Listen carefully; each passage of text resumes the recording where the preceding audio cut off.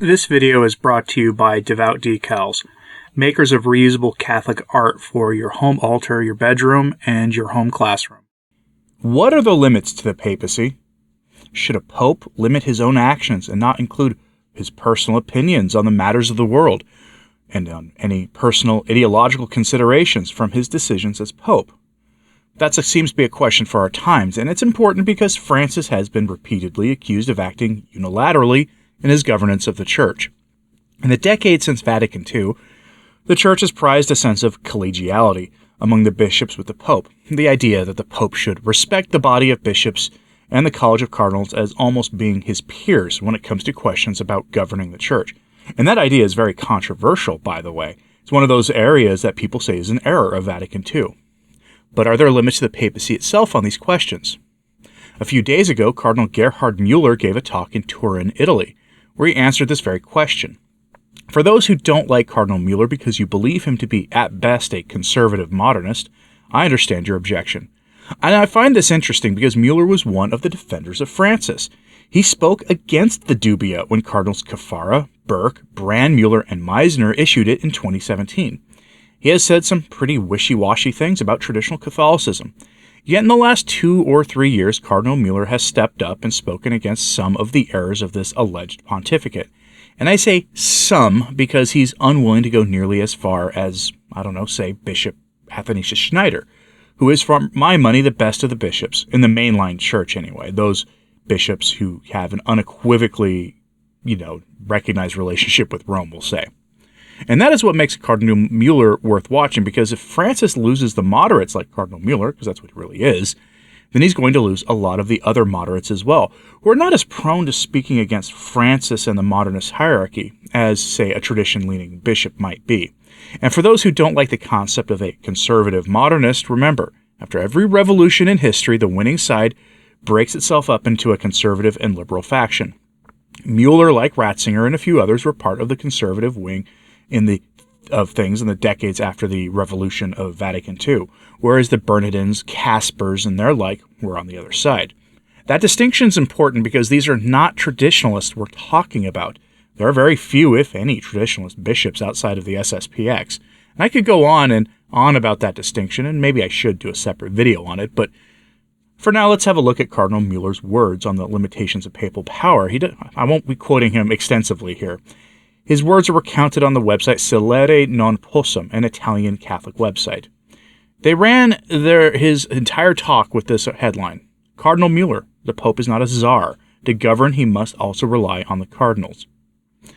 One of the driving forces of Vatican II that is rarely talked about enough is that in the 50s and 60s, many cardinals were still angry that Pope St. Pius X, half a century earlier, stripped a bishop of all of his titles and his episcopate and sent him to be a parish priest somewhere.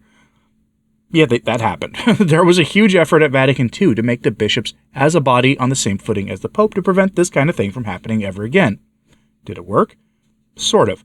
Paul VI tried to mitigate their efforts, and since that time, we've seen a tug of war between the bishops and the papacy in terms of power.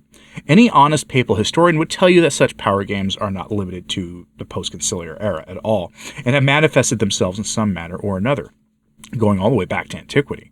But Müller doesn't hold back his criticism of Francis's mismanagement of the Church, which is, by the way, the one area where a pope has traditionally been you were not supposed to criticize the job that the Pope was doing at all, at least according to most saints and doctors of the Church. And I guarantee you that Müller knows that, and there are some interesting implications there. But let's see what the Cardinal has to say about how Francis is governing the Church. Here is a very short excerpt in question from that talk, and I will have the full talk for you this weekend because it's just fascinating. Quote, every pope must distinguish precisely between his divine mandate and himself as an individual with all his limitations.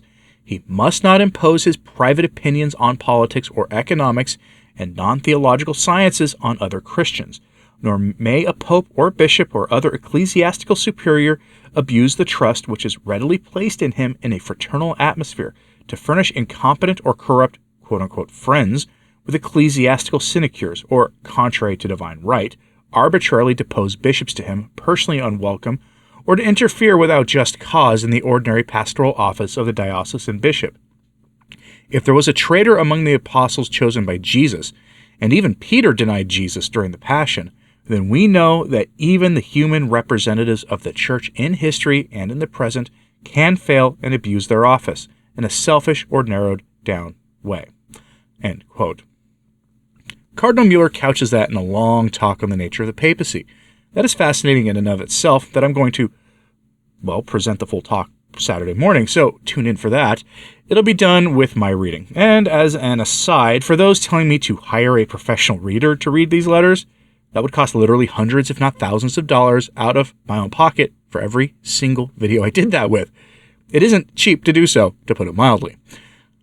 But Mueller's takedown of Francis there is done in his typical way. He never mentions Francis by name, and does so as charitably as he can. Interestingly enough, though, that story broke at the same time as this one. And I don't think they're really related, but it does really get to what he's talking about here. Headline from ABC News: Vatican seeks to assure Caritas that papal firings were necessary, not a criticism of work. A top Vatican cardinal is defending Pope Francis's drastic leadership firings at the Holy See's preeminent charity. Yes, Francis cleaned house at Caritas, which has been racked by scandal for years. Whether what he did was done in good faith or not is anyone's guess, and much will be revealed by who takes a top post there in the coming days. It should be noted that Mueller's comments were almost certainly not meant to be a critique of Francis's cleaning house at Caritas. Honestly, it sounds like Caritas was badly in need of an administrative house cleaning anyway, because the article makes it pretty clear that the senior management, including Cardinal Tagle, a potential candidate for a Pope Francis II, that had taken on the very worst aspects that are found in nonprofit management: misuse of power, misuse of employees, treating employees like they're garbage or less than human beings with, that who bear dignity. Pretty much name anything that can go wrong in big nonprofit or big business management environments, and they apply here. Though the article does make it clear that there were no accusations of, shall we say, the sins of the flesh, in this case, which is a good thing. So from the article, quote, Cardinal Michael Chastises, whose development office is responsible for Caritas, sought to explain Francis's extraordinary decision in November to fire the appointed Caritas leadership, and then to appoint a temporary administrator and overhaul the Caritas statutes. The move shocked Caritas, which is one of the most visible aid groups around the world, and was the latest display of Francis's willingness to wield the absolute power of the papacy when he feels it's necessary. Shawnee did not beat around the bush as he addressed a week-long meeting in Rome of the Global Confederation of 162 National Caritas national chapters, the first since Francis's intervention. The assembly will end May 16th with a new leadership team that will be chosen into office. I am sure that all of you were surprised and disturbed by this, Shawnee told the audience, according to his prepared remarks. The appointment of a temporary administrator was an act of love and care, not a denunciation. It was necessary call to repair and fine-tune a body that is essential for the whole church. In November, Francis fired Caritas Secretary General Aloysius Jean, its president, Filipino Cardinal Antonio Tagle, Tagle's vice presidents, the treasurer, and ecclesiastic assistant after an outside investigation found, quote, real deficiencies in management that had affected staff morale at the Caritas Secretariat in Rome, end quote.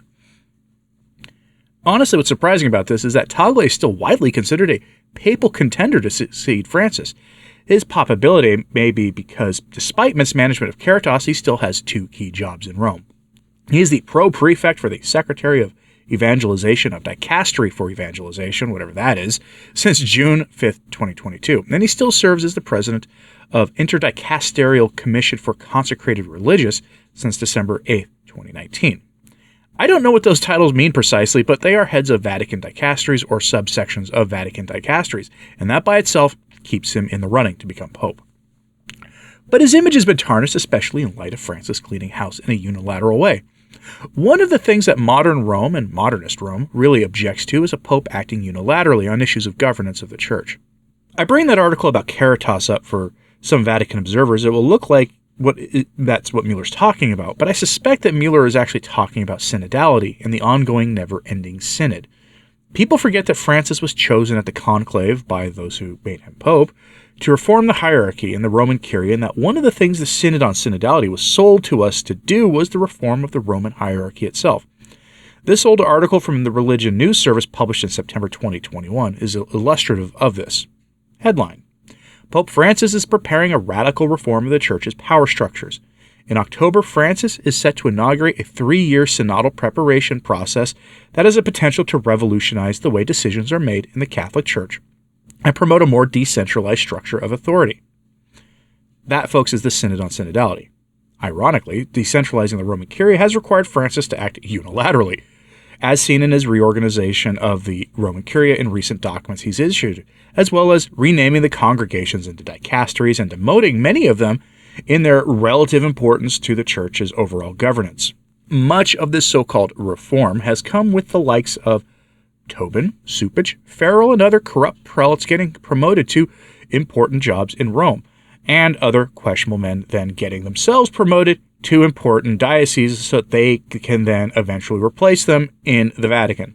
Think the likes of Cardinal McElroy, for example, who is still the bishop of a diocese and not technically even an archbishop, but was weirdly made a cardinal.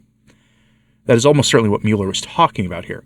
The stuff he mentioned about a pope's personal opinions on politics, economics, social issues, and the rest are pretty obvious on their face. Francis's antipathy towards a capitalist West isn't even worth repeating here, since everyone knows he is at least very sympathetic to the condemned ideology of liberation theology that is predominant in South America. That Religion News article made it clear from the opening that Francis has always wanted to remake the central governance of the Church in his own image, and I think that's what Mueller is correcting Francis on here. From the article, quote, in 2001, Cardinal Jorge Bergoglio was a rapporteur for the Summit of Bishops at the Vatican, and he did not like what he saw. The Catholic Church had adopted a top-to-bottom approach that stripped local churches of any decision-making power, and the Synod of Bishops was reduced to nothing more than a stamp of approval for pre-packaged conclusions made in Rome. This is, by the way, this accusation is being leveled at the pontificate of John Paul II and then later Benedict. Anyway, when Bergoglio emerged as Pope Francis in the 2013 conclave, the synodal process was high on his list for reform. There was a cardinal who told us what should be discussed and what should not, Francis said about his experience at the 2001 General Synod in an interview with the Argentine newspaper La Nación in 2014. That will not happen now, he added. End quote. Hence, all that talk about dialogue, a listening church, and the rest that has come to characterize the Synod on Synodality.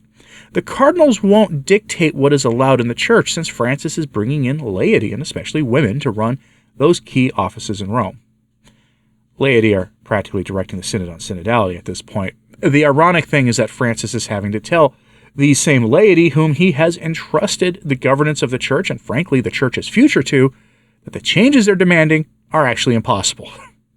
Go figure. The ordination of women, relaxing the church's teachings on the sins of the flesh, and especially on the James Martin sin. You know that one sin that James Martin has a weird interest in for a priest? Yeah, that one. The laity are practically demanding outright changing the church's teachings to reflect the values of the world, as Vatican II pretty much commands the church to do, by the way, since Vatican II made the absurd claim that human beings have a better understanding of human dignity now than any time before in human history, and I can't say that without laughing. But all this is made possible because Francis acts in a predictably unilateral way that is at odds both with the post-conciliar understanding of the papacy as well as the historical and theological understanding of the Pope as the servant of servants. Again, I'll have that full letter of Cardinal Mueller for you Saturday morning. He presents an interesting teaching about the papacy itself, which I think is worth your time to check out, so you should consider giving it a listen. It's about 15 minutes long. But I'm curious about what you think of this. Is Francis known for acting unilaterally on matters of church governance? I didn't bring Traditionis Custodes into this, you'll notice, and his war against the Latin Mass and traditionalist Catholics. But do you think what Mueller said there in that short thing about his own ideological opinions applies to Traditionis Custodes? Let me know in the comments, please. Like and subscribe if you haven't, it does help. Sharing this on social media helps a lot too. As always, pray for the church. I'm Anthony Stine. Ave Maria.